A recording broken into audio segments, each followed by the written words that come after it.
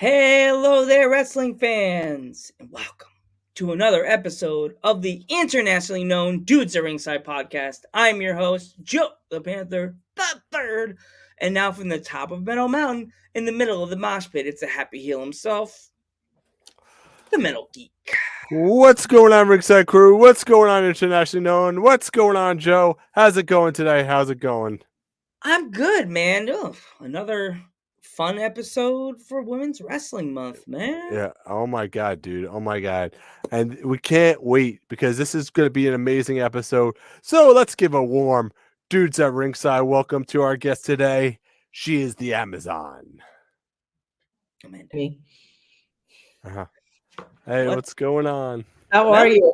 Thank you for having me. Good, no problem, man. This is for us. This is our second year doing Women's Wrestling Month, and like, it's so fun and so good. Like that I'm so happy that we're doing this for women's wrestling and stuff like that. As we said before, before we were live, like it's so many women's wrestlers that started out the indies that ultimately don't really get the credibility that they need and deserve. And like, if like with you coming on our podcast, it's really cool. And like, there's a lot of fans we have from the UK. If they're not familiar with you, introduce yourself. Well, I am the Amazon, and for those guys overseas, and basically with me, this is my third year wrestling, and I started off training in New York, where I'm originally from, and then for a short time, I went over to New Jersey for about 6 months before I transitioned, moving to Florida. And I've been down here in Florida for the past 2 years. And I continued my training with wrestling over at Devon Dudley Academy. So Devon is my trainer. And it's been a great experience and a lot of fun, a lot of hard work. It definitely is not easy. And it takes a lot of mental toughness, as what we were speaking about a little while earlier, those motivational posts that I put on Instagram. It helps to program your mindset into thinking positively because, there's some days where you're hyped up, ready to go to the gym, into the ring, you're ready to go and put in the work. And then there's some days where you feel like you're dragging your feet and you're still doing it because you have a goal in mind. And there's some days where you're in the car driving home crying because you're like, why am I doing this type of thing? But here we are, and it's been a great ride. It's been a great experience, and this is only the beginning for me. Yeah. Awesome. So yeah, you mentioned that you were trained by Devon Dudley. We also had somebody on the podcast that was also trained by Devon Dudley, Joe, right? You know who I'm talking about, right? Yeah. We had Devlin that was trained by Devon Dudley. Yeah, I know Devlin. I've met her a couple of times. She, I guess before she continued, her journey elsewhere. When I was first coming in, that's how I met her because she was still there at the time, and I've been there over a year now.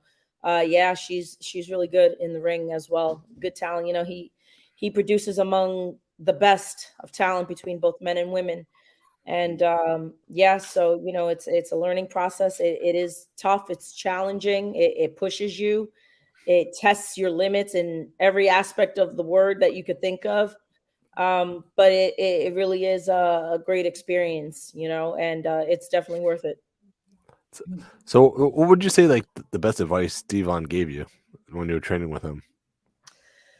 Oh, wow. He's given so much he's given so much insight just on how the wrestling business has worked, and considering, his status of being a veteran. He's a WWE Hall of Famer, and I guess I think one thing that has always stuck with me that Devon has said is, don't take no for an answer. He would talk to us about his journey and his story of, when he trained with Johnny Rods in Brooklyn. And over the summer last year, I met Johnny, and I had the privilege to sit down with Johnny, and we spoke about a solid 2 hours, and we were just talking about, the business, and the mental toughness that it takes, and him saying that, he loved training Devon and things of that nature. So that's been Devon's biggest thing that I could take away of all the things that he has said is, never take no for an answer. And if you are told no, find another way to get to where you need to be. And because unfortunately, when we're all going through this process, you're going to be told no, or you're going to be, turned down from promoters and things like that. And you just have to you have to take it with a grain of salt, and you have to keep pushing and not be discouraged. And if it's something that you truly, truly want, and you have to keep going.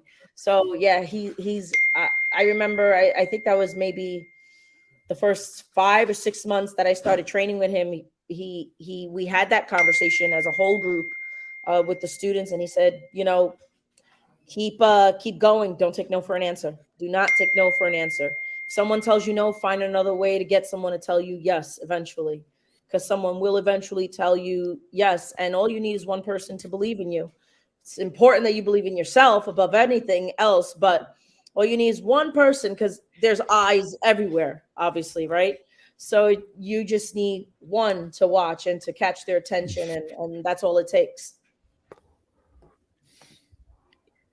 Yeah, like that's so true. Like it's like us with our podcast. Like we started out, and like we just it's just me and Geek talking about wrestling, and we started getting people interest because we just were goofy, and we'll talk about wrestling, we'll go everywhere on the topic, Yeah, and then we started getting interested, and then we started talking to wrestlers, and the wrestlers are like, they seem interesting.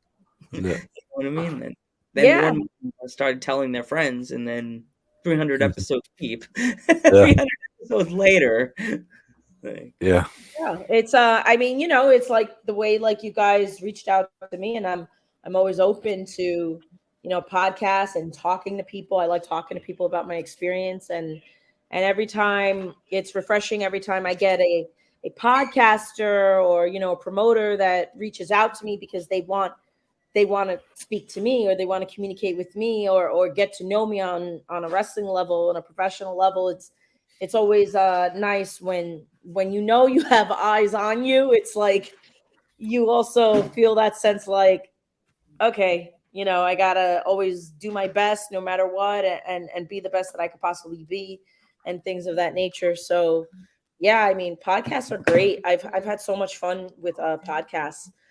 This year alone, I mean, we're just ending January tomorrow. This is my fifth podcast, and I'm sure it's definitely not going to be the last. wow, that's amazing. Keep him busy. There you go. because I know you guys were struggling because with the pandemic, like in 2020, like you guys pretty much didn't have live shows. So did that affect you in any way? Did you do shows, or were you not wrestling? I was, with the, especially in New York, with the very strict guidelines. I wasn't doing shows until, the state gave the okay for, things to gradually, slowly open back up. I really started going hardcore with doing shows last year, but like what you said, with the pandemic involved, it was super difficult, because it's like, also with the people that you train with, everybody's nervous being near each other. Do we wear a mask? Do we not wear a mask? Who's vaccinated? Who's not? And who got sick, and who is giving it to everybody in training? And it was just a mess. And it's like, you couldn't really function, or I guess get the enjoyment out of training as what you would really want to prior during the pandemic, as opposed to if there wasn't a pandemic. So it wasn't until, when I actually moved to Florida, and obviously, COVID is still around and lingering. It's like we go to training, like, what, masks? We don't need that. No, okay. And it's totally different. But now that things are back to normal, it's a sense of relief. Like, you can, go to training confident, and obviously still taking precaution. But during no I was not doing shows at that time. It wasn't possible. And a lot of people were concerned, and it wasn't just me. A lot of other talent from other promotions and other training facilities, then rightfully so, they were nervous, they were scared. They don't want to work with someone one weekend, and then the next weekend they're stuck in their house for 2 weeks because they're sick. So yeah, it was very tough, but it's gotten a lot better, obviously. Mm. Yeah.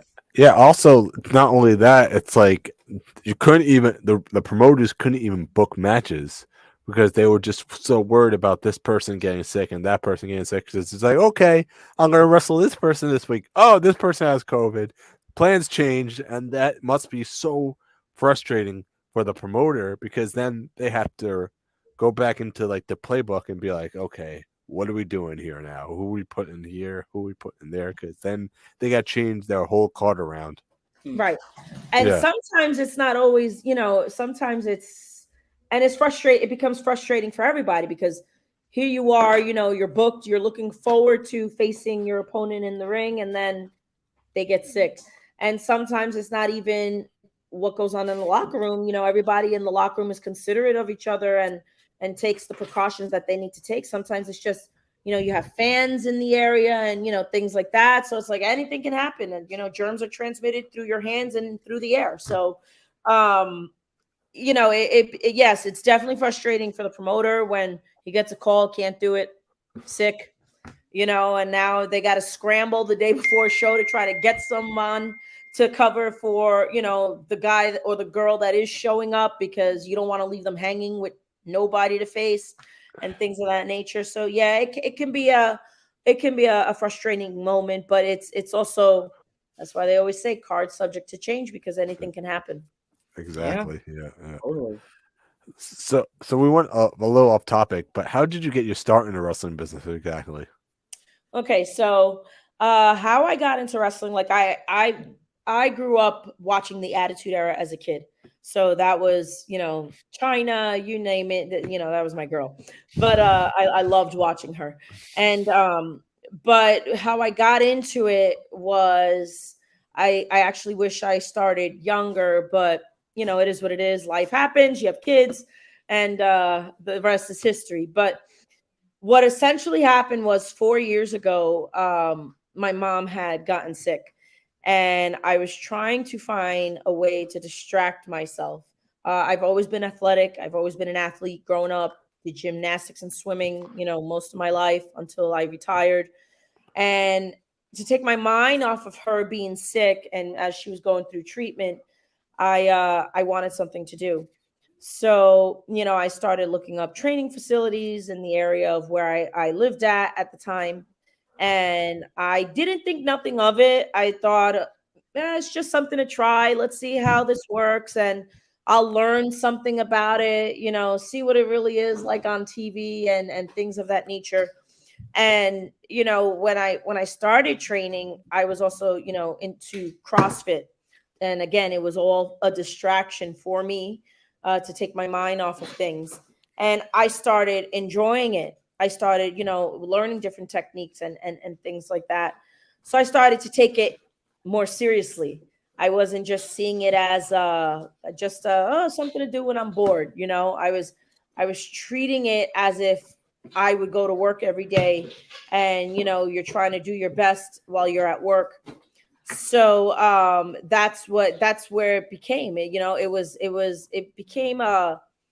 became therapy for me. And like I said, whenever you got things going on up there, and it just helped me to be a distraction. And it's very hard to still keep that focus when you have a lot going on in your life. But that's how I got into it, and here we are. And it's like I take it seriously now more than ever. I put in the work every day. If it's not in the ring, it's in the gym, and that's just how what it's become for me. Yeah, totally. Like, geek. Next, you have any more questions? Yeah. So anyway, I was gonna ask you, like, is there any places you would love to travel to that you have not traveled to yet? I definitely would love to go to the UK. I would love to go to Germany to just to get that experience. Get to see travel the world. I have never been over international waters. Puerto Rico does not count. It's part of the US, you know.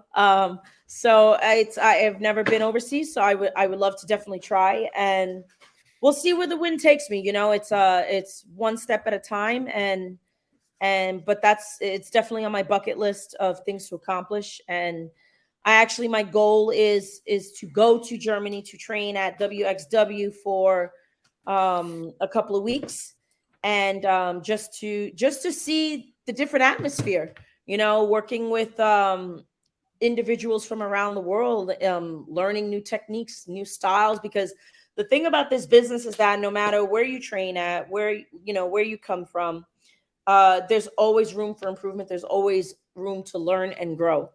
And I think that's, such a huge important factor. It's like you have to be coachable. You have to be willing to learn and be open-minded. It's like, but yeah, so anywhere internationally would be great for me. But those are the main two on my list. Definitely. Definitely. Is there any opponents you would love to face or not yet? I don't really have A dream opponent? I had said this a few weeks ago. Like I'm just enjoying the ride and taking in who I'm being given now. But if I absolutely had to choose, I would not mind facing Nyla Rose. Um Oh, and From Impact, Rosemary. There's something about her that I just love. And she's longtime veteran in the ring. And if I had to and I had the opportunity to face either one of them, that would be like huge for me. I mean, you never know. She's gonna be on the show you're gonna be on, so pretty Yeah. soon. Yeah, and that's So actually going to be my first time me meeting her. I've never met her, so I'm absolutely looking forward to that. And there I am, there in the top in the back, next There you to. are. there you Yeah. go. I'm right underneath the R. You're there. Yeah, there I am. Yeah, I've never met Nyla, and I'm definitely looking forward and excited to meet her, and to talk with her a bit, pick her brain a bit about the business and things of that nature. Yeah, because and then look at this card. If you want to talk about the card a little bit, I mean, it looks so stacked right now. You got everybody on there, pretty much. Yeah, it You absolutely is stacked. You got Riley Shepard over there. We have Tara Calloway right next to Christina Marie. And Tara Calloway is actually going to be in my bracket for the tournament on that day. I will also be in there with JC Storm and Becca Wiley, who is up and coming as a wrestler, but she's been really a thorn in my side. Like she's just everywhere I go, she's just there, and it's like it's time to get rid of her once and for all. So, but I'm definitely looking forward to facing Tara. Tara is another well-renowned veteran, and she's going to be a little bit of a challenge for me. But big girl like I am, but that's okay. I'm ready. I'm always ready. There's the saying that goes, "Be ready, so you don't have to get ready." So I will be ready. definitely, and that show. You buy your tickets now, folks. Oh Man, God. buy them now because it's just this show will sell out because they have so many stacked people on this card And right now. and So, man, it's not just a show, regular show. I was thoroughly when you sent me that poster, I was examining that thing like a doctor examining an arm after they broke it. I was like, oh my gosh, look at this, look at her. She's in the Mother there you go. Endless here. Vicky's in the show. Christina's in there. Riley Shepard, Riley right? Shepard's in the show. Yep. Mimi's Mimi. in the Oh my gosh, this is like your WrestleMania. Yes. Yeah, I mean that's how I look at it, and it's gonna be it's like a WrestleMania for us women. Riley is just even though we have our beef in the ring, our last show, we really went at it. But Riley Shepard, I do give her credit. She is coming back from a pretty serious injury, and she's ready to go. She's fired up, just like I'm fired up, and we have business to handle. It's strictly business when we get there. Definitely. And Definitely. also I saw other thing I was examining. It's like the thing I'm going to in May with ISWW. It's like a con. So there's like a thing before the show. Do you want to talk about that side too? That sounds really fun. Yeah, the Fan Fest is the plan for the Fan Fest is it's 2 hours of a window frame where all the women, the wrestlers there, including myself, fans can come meet and greet and buy some merch, 8x10s and things of that nature. And then I believe outside after the Fan Fest is over, they're designated to have some, food trucks for the fans. That way they don't have to really drive far in order to get food before the actual show starts. They can, get food from the food trucks. And then when the actual show starts, that's the big party. So, it's definitely going to be, a very eventful, busy, hard-working day, but it absolutely is going to be worth it. I mean, Yes. this is really like my first largest event ever. Between shows, and it is kind of like a mini convention, because like I said, we have the Fan Fest, and I'm definitely looking forward to it. And yeah, it's going to be a great day. It definitely is going to be a great day. Yeah. So what would you say your favorite food is? It's the oddball question. My favorite food. Oh man, I really like. I'm a big. My daughter's looking at me like, "What's my favorite food?" What? It's my food. Her favorite food is my food. Yeah, she Whatever she's eating, you're eating. yeah, my daughter does like she's 15, so she does like to cook. So she does cook pretty well. So I've been lucky enough where now that she's starting to learn how to cook, I could take a step back on cooking because I've been doing it since she was born. But if I had to absolutely choose, pizza is my nemesis for cheat meal days, my absolute nemesis. It's kind of it makes me sad when living in Florida. It can't compare to the pizza in New York. I'm sorry. Nope. It's never going to happen. There are some gems. There are some gems because I have a house out in Florida too. So but there are some gems over there. Few and far in between. Yeah, you have to look for them, but there are tiny little gems. And Chinese food. You want to get Chinese food and you get like caca. And bagels. You can't find that food on a bowl. You can't find.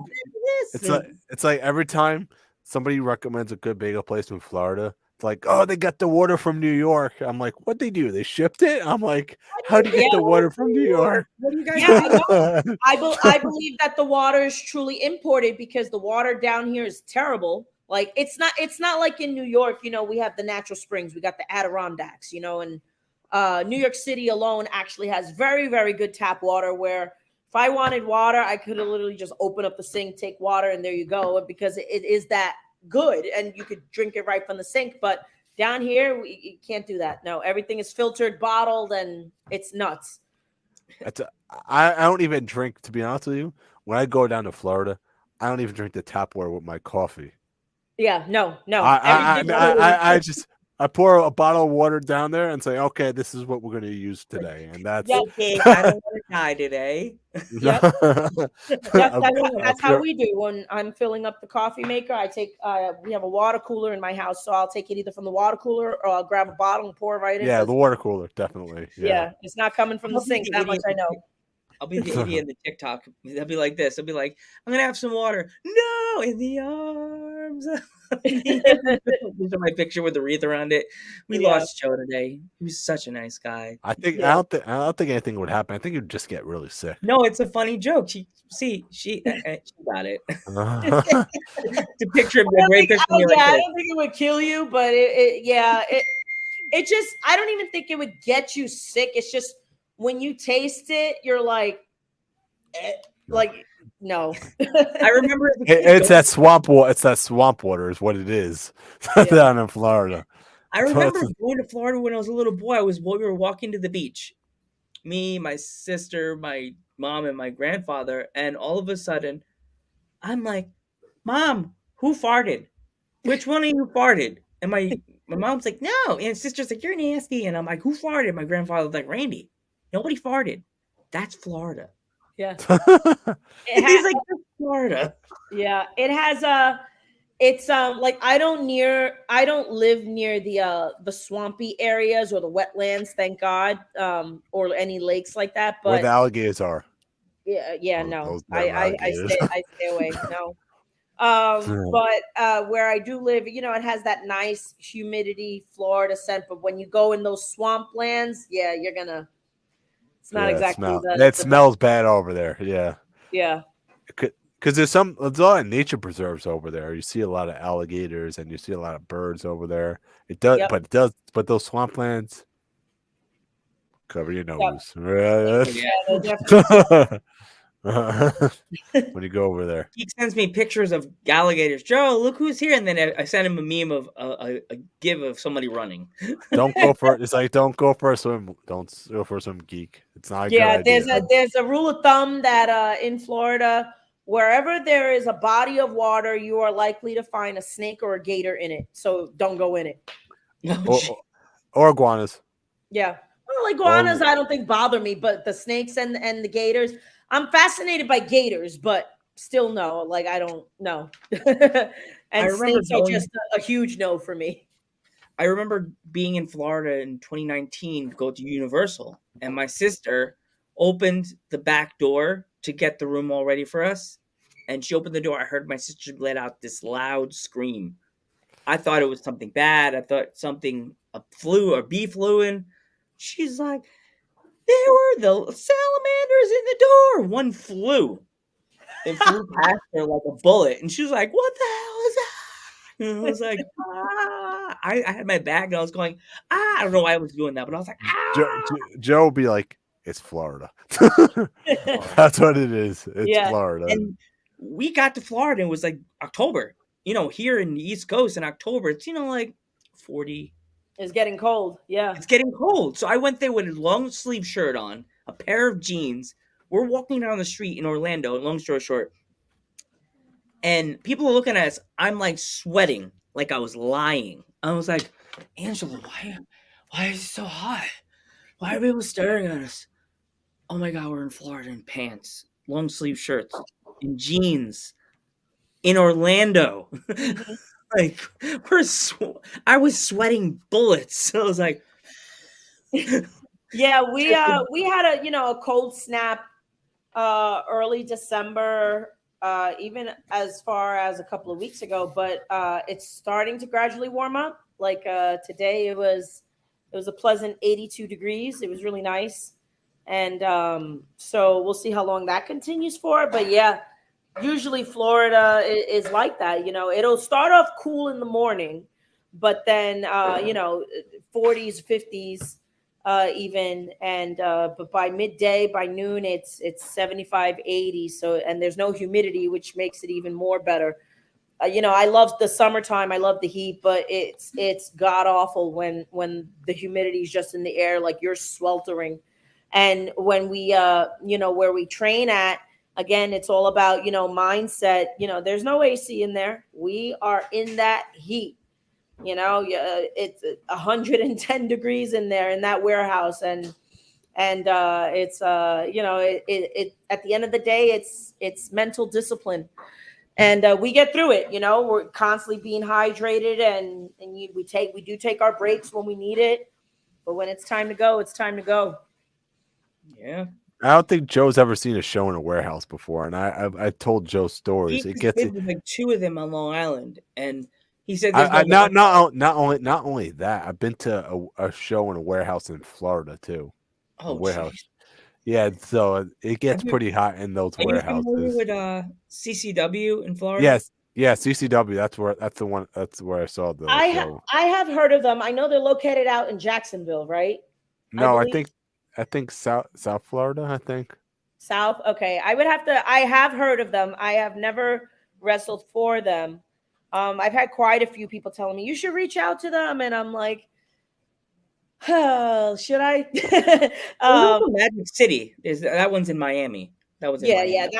That's about. I mean, I'm always up for taking the trip and taking a weekend getaway over there. Miami's about 4 hours from where I'm at, but Miami. yeah.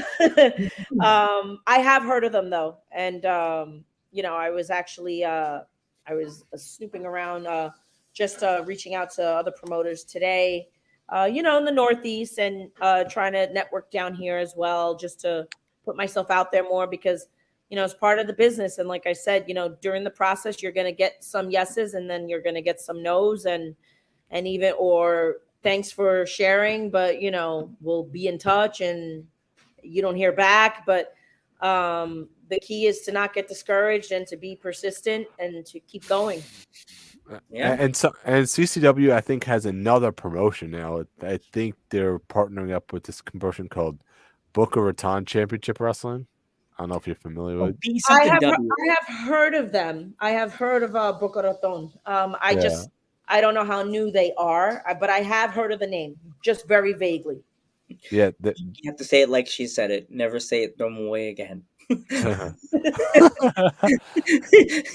I try to teach him, and then we get a guest with a Spanish sounding name, and he's just like, Joe, you want to? It's like Wayne's World. It's like, what, Garth, Joe, do you want to introduce the guest? I'm like, no, you introduce the guest, and he knows what I'm doing. I'm like, I'm Puerto Rican, and my last name starts with an R, ends with a Z, and I have to roll it to say my last name like you're rolling dice, playing that that Puerto Rican game with the dice, Yeah. money, and he's like, at the end of the podcast, he called me and goes, Joe, you're such a jerk. You know So that you're half if it Spanish. starts with an R and ends with a Z, it's either Rodriguez or Ramirez. I'll tell you at the end of the podcast. I was about to say Scully. My last name is you gotta roll the dice and play some Scully when you say my last name. Or play those chess. Yeah. Yeah. Yeah. It's been an interesting and the D just to reiterate back on the D365 Cup. So it's a revamp of Goddesses of War Wrestling. So Goddesses of War Wrestling is a branch of Titan Championship Wrestling, which is based out in New Jersey. They go to numerous areas of New Jersey. We wrestle in Brick, we wrestle in Hoboken, we wrestle in Bayville, and we are all gas and no brakes this year with TCW, and it's the revamp of Goddesses of War, and the revamp is beginning with this, and then it's gonna go to from there. It's gonna just keep going. We have this in February, then we have a show in March that discusses or it raises awareness for individuals with cerebral palsy. So we have a lot of good stuff lined up, and they've been so good to me, and it takes a lot of work, and here we are. But yeah, it's a lot of fun. It's a lot of fun. They are great people to work with, and like I said, I got my rivalries in that poster over there, and I'm going to handle them on the 25th.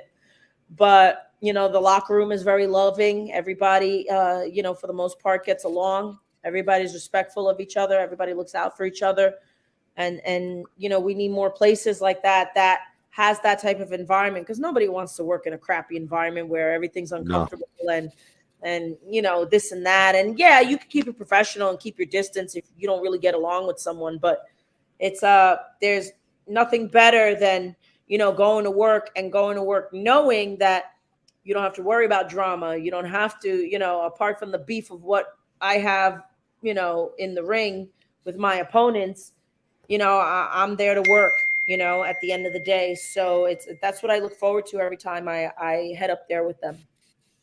Yeah. Yeah. Yeah, you also speak on like having problems with opponents. I mean, me and Joe, we work together with a lot of different other podcasts, and and I think the most important thing is to connect to other podcasts because to make your community stronger, and that's one thing you want to do is say, hey, I have this person or I have this person. You know what I mean? So you're not only helping each other out, you're helping the wrestlers out as well. So I think that's also very important.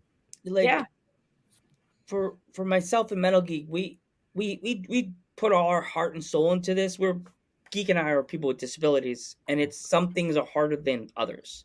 But we do things to make the community better, the podcast community better, and make ourselves better. And we don't focus in on us having a disability. We focus on trying to make it's hard to explain. Like we try to make everybody seem you don't have to know, but right, it's good to have an awareness, right, and not everybody with a disability is quiet and mute. right, Everybody's different, and we know how to speak to a community of people that don't know us, and we right. just open it up to other people. Yeah, and you guys are not alone. I have one myself, and sometimes it's very noticeable, sometimes it's not. And I've dealt with it since I was a child. I have something what is called Coates disease, which is basically a detached retina of the eye. When I was born, I was literally born where one eye is smaller than the other, and it's a tough road, being made fun of, being bullied. Even as an adult, I'm still dealing with this, and I'm like, what the hell? Like, come on, this is enough already. This is who I am. It's not going to change, and people have to get used to it and deal with it. And so it's you guys definitely are not alone in that. But I think I get what you're saying with regards to, regardless of. I think a good way to word it is regardless of disability, everyone has the ability to do something and to be involved in something. Becca Wiley, for instance, she's a pain in my butt, but Becca has cerebral palsy. And I give her a lot of credit because it takes a lot of courage to have a disability and want to step in the ring. Like I have a blind spot. I do not see anything from my left eye. There is nothing there. It is complete shadow. So I did a photo shoot about 2 months ago, and I'm with a photographer who's very well known down here in Florida, River Horse Photography. He's great.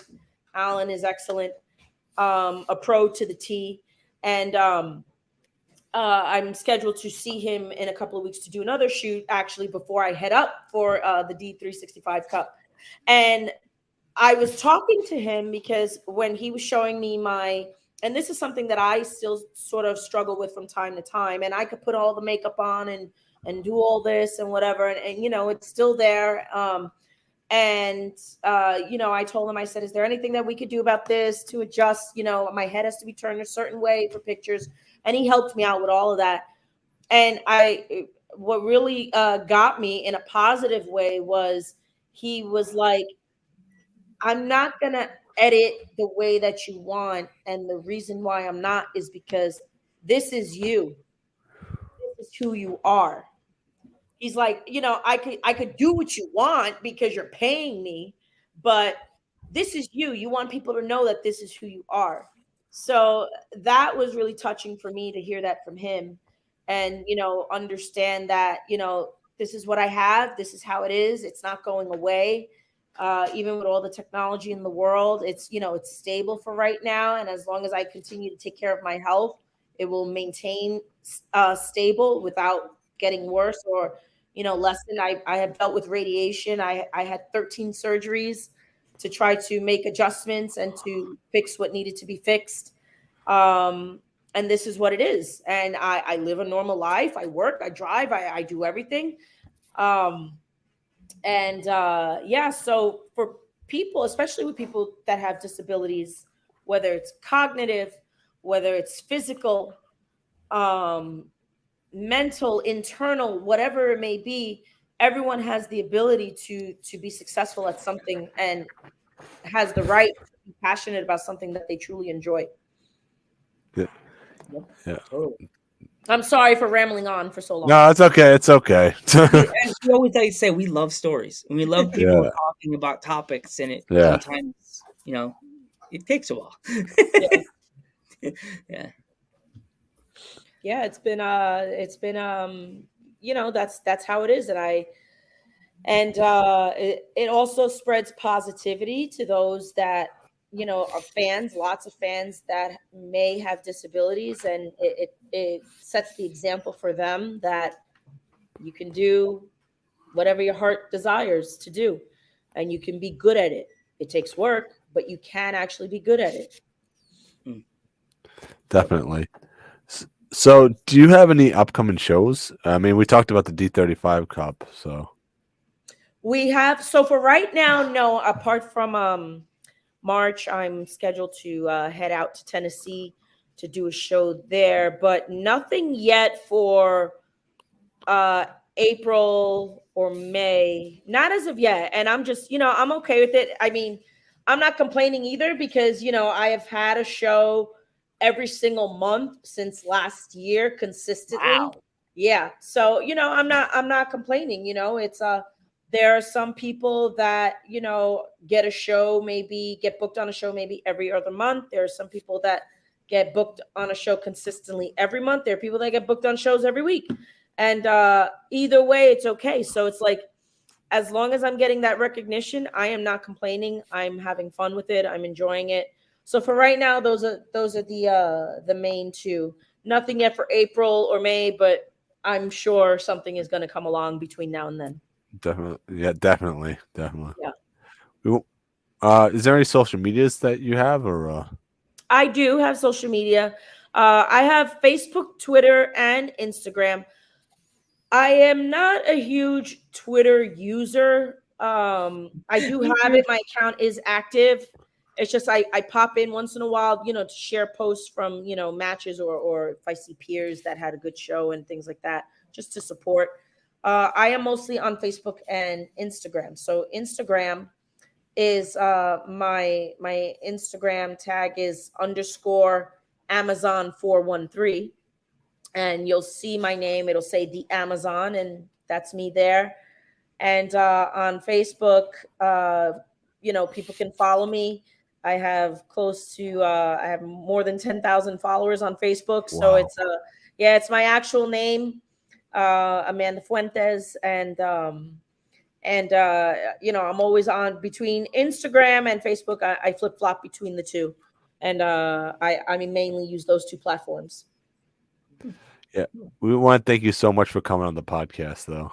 Thank you Thank so you. much for having me. You're welcome. I'm Joe Panther the Third. I'm the Metal Geek. I'm the Amazon. And we will catch you in the next one. Yes.